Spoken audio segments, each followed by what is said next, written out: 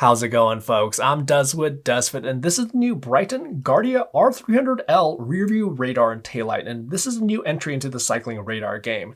Now, until recently, basically the only option you had when it comes to a cycling radar was from Garmin, like their RTL515 that I have right here, and these kinds of devices have easily become nearly indispensable for many kinds of cyclists because they provide another level of safety and awareness when out on the road. And since Garmin has basically been the only company to have these sorts of devices for a long time, that's why this new GARDIA R300L is kind of big news. Now, for those of you who may not be familiar with this kind of device, let's just go ahead and quickly go over what these devices exactly do. So these sort of cycling radars are little devices that mount on the back of your bike, typically on the back of your seat post. And what they're designed to do is detect vehicles that are approaching behind you and actually alert you not only of their presence, but also the proximity of those vehicles, and even can indicate kind of like the general speed at which they're approaching. Now, a question you may have is, why would I actually need such a thing if I already have my ears to listen for traffic? Well, cars can come up quickly behind you, really quick in fact, and the more time you have to be aware of their presence and make any precautionary measures like maybe moving more to the side of the road, the better. But the other thing is that we now have a lot of electric vehicles on the road that are nearly silent other than the sound that's coming off their tires on the road. So again, that's where these kinds of devices just help you be more aware. So that's where with these kinds of cycling radars, when they're used in conjunction with something like a compatible bike computer or a compatible smartwatch,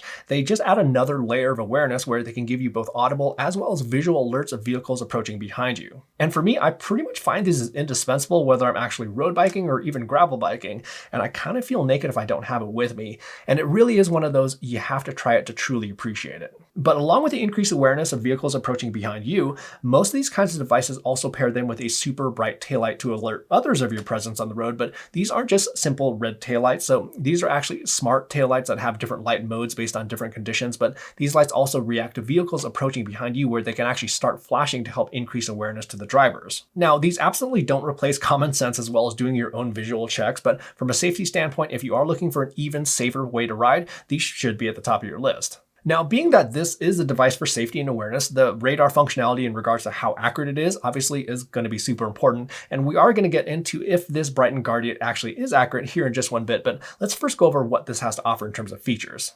So this Bryton GARDIA all-in-one taillight and radar is basically this little device that mounts on the back of your seat post, and they include a mount that can be used on round seat posts, arrow seat posts, as well as square back or D-shaped seat post. And this is super easy to switch out where you just have these little inserts for each type of seat post, and then all you do is just wrap it around and secure it into place. It uses a Garmin quarter-turn style attachment system where you just simply rotate it by 90 degrees to lock it into place. And both the mount as well as the attachment system are super secure. I didn't have any issues there at all. The unit itself is 97 millimeters tall, it's 40 millimeters wide, and then it's 20.9 millimeters deep. And for the most part, it's very similar in dimensions to the Garmin Varia RTL515, and it's also very similar in weight, where both are right around 70 grams. Oh, and then one more similarity is that it has an IPX7 water resistance rating, so it should be perfectly fine in the rain. Now, to utilize the GARDIA, you'll want to pair it with a compatible device, and it uses the Varia ANT+ standard to do so, so it works with any bike computer, smartwatch, or any other kind of device that can pair it using the Varia ANT+ standard. So, like here, I have it paired up to a Wahoo Element Roam V2,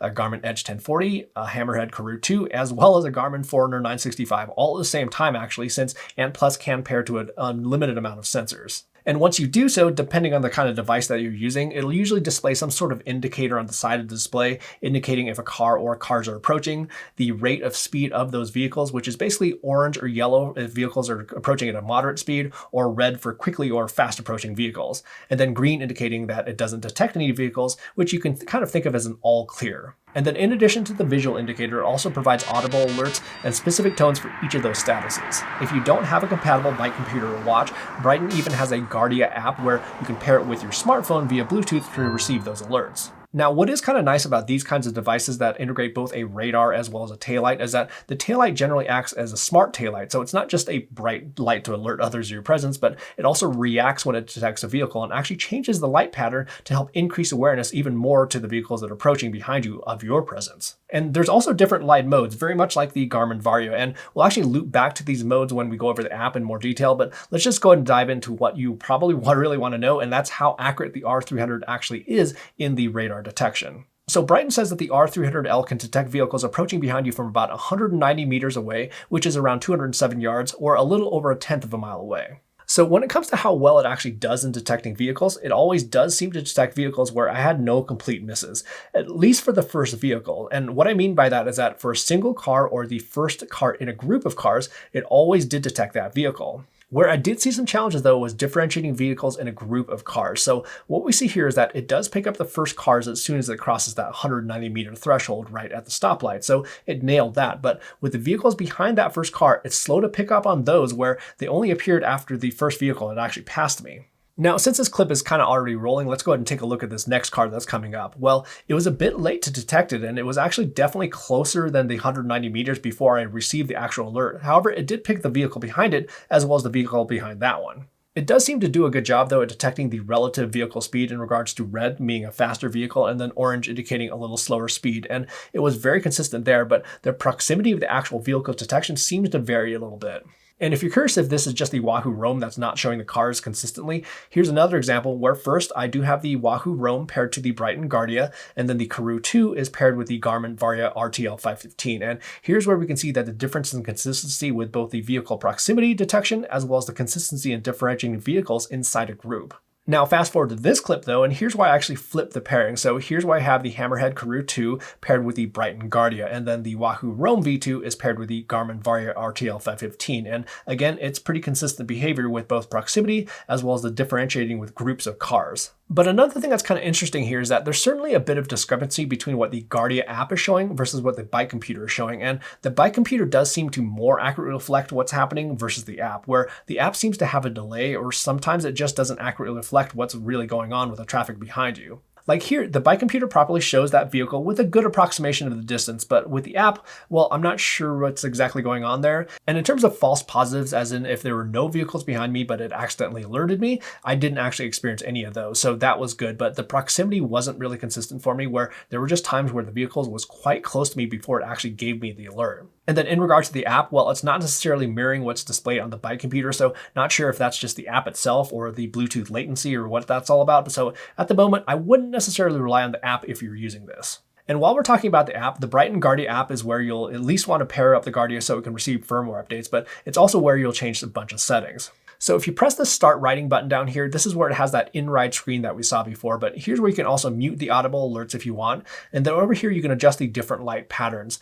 So you can have it set to the high solid mode, which is basically the brightest constant beam setting. Then there's a lower brightness, low solid mode. And then there's a group ride mode, which basically is this gradual dimming and brightening action that happens. So this is going to be really useful in group ride situations, so you're not blinding the people behind you. And then there's also some battery saver modes down here where there's a day flash mode. And then there's also a night flash mode, which is kind of a different pattern. And then you can also turn the light completely off if you'd like, and then still use the radar functionality. And then for battery life, Bryton claims that the battery life should be up to 8 hours in the highest solid mode, up to 12 hours with the low solid mode, and up to 11 hours in the group ride mode. And then for the battery saver modes, in the day flash or night flash mode, that should be up to 17 hours. And then if you turn off the light altogether and just use the radar functionality, it should last up to 24 hours. And the R300L charges via USB-C, and one sort of nice touch is that it does have a USB-C cable with a right angle end. And then on the bottom of the unit, there's actually an LED indicator which can show an estimate of the battery life that's remaining. So when it's a slow flashing green, that means that it has at least 50% of the battery remaining. So basically anywhere from like 50 to 100%.